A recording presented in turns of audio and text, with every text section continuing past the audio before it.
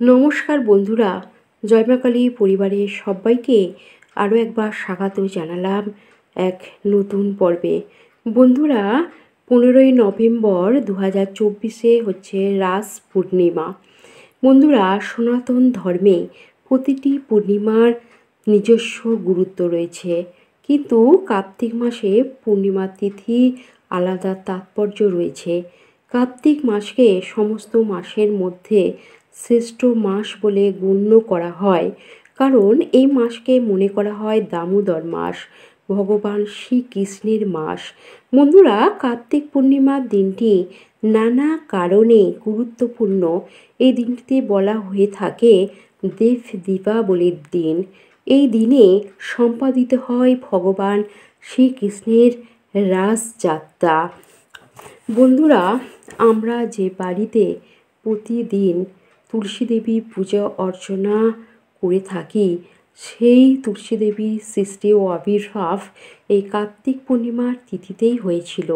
এই কার্তিক পূর্ণিমার দিনে সমস্ত দেশে জুড়ে বিশ্বপঞ্চক, বৈকুণ্ঠ চতুর্দশী, দেব দীপাবলি, গুরু নানক জয়ন্তী, সত্যনারায়ণ ব্রত প্রভৃতি আচার অনুষ্ঠান পালিত হয়ে থাকে। হিন্দু পুরাণ অনুসারে এই কার্তিক পূর্ণিমার দিনই ভগবান শ্রী বিষ্ণু মৎস্য অবতার ধারণ করেছিলেন। সুতরাং এই কার্তিক পূর্ণিমার মাহাত্ম্য যে কতখানি তা বলার প্রয়োজন নেই।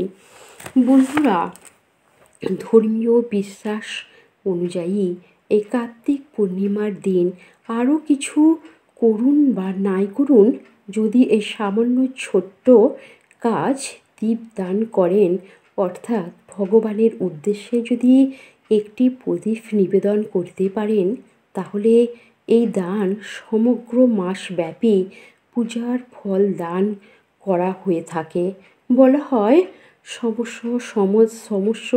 সমস্যার সমাধান এই দানের মধ্য দিয়েই হয়ে থাকে। বন্ধুরা, দীপদান প্রধানত 3 জায়গায় সম্পন্ন করা প্রয়োজন।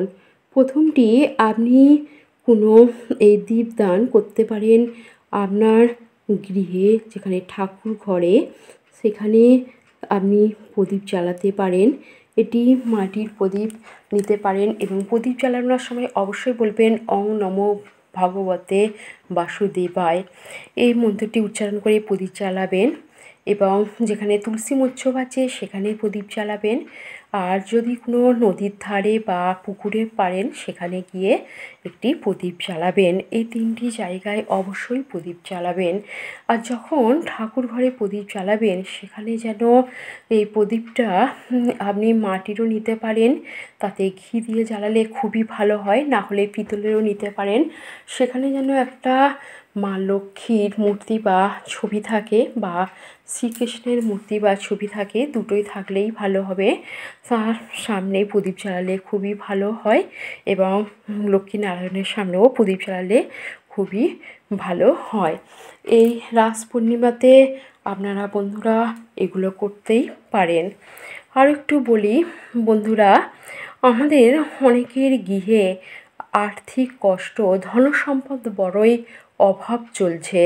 মা লক্ষ্মী যেন থাকতেই চাইছে না, আর অনেক পরিশ্রম করার পরেও সমস্যার কোনো সমাধানই হচ্ছে না।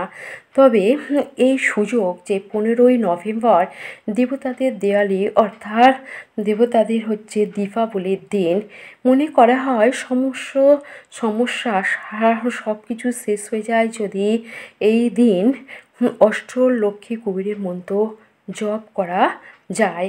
আপনাকে সন্ধ্যেবেলা এই মন্ত্রটি জপ করতে হবে 11 বার বা 31 বার বা 51 বার আপনি করতেই পারেন। এই অষ্টলক্ষ্মী কুবের মন্ত্র। এই মন্ত্রটি যদি আপনি করেন, তাহলে আপনার প্রতিপত্তি, ঐশ্বর্য, সৌভাগ্য লাভ হবে। শুক্রবারের রাত্রে এই মন্ত্রটি জপ করতে হয়। আর এই রাস পূর্ণিমায় পড়েছে 15ই নভেম্বর শুক্রবার। অবশ্যই এই দিন সন্ধ্যেবেলায় অবশ্যই এটি করুন। আমি মন্ত্রটি স্ক্রিনে দিয়ে দিলাম। ওম হিং শ্রিং ক্রিং শ্রিং কুবেরায় অষ্টলক্ষ্মী মম গৃহে ধনং পুনায় পুনায় নম। এই মন্ত্রটি অবশ্যই উচ্চারণ করবেন সন্ধ্যেবেলা প্রদীপ জ্বালাবার সময়, এবং আপনার মনের সব ইচ্ছা আপনি বলবেন শ্রীকৃষ্ণের কাছে, মা লক্ষ্মীর কাছে, নারায়ণের কাছে, অবশ্যই পূর্ণ হবেন। এবং আপনার গোত্রও বলবেন, অবশ্য আপনার ছোট বড় সবাই মিলে এটা করতে পারেন। বন্ধুরা, আজকে এ পর্যন্তই থাকলো। সবাই ভালো থাকুন, সুস্থ থাকুন, ভালোভাবে রাস পূর্ণিমা পালন করুন। আবার অন্য এক ভিডিওতে দেখা হবে। নমস্কার, আজকে এই পর্যন্তই।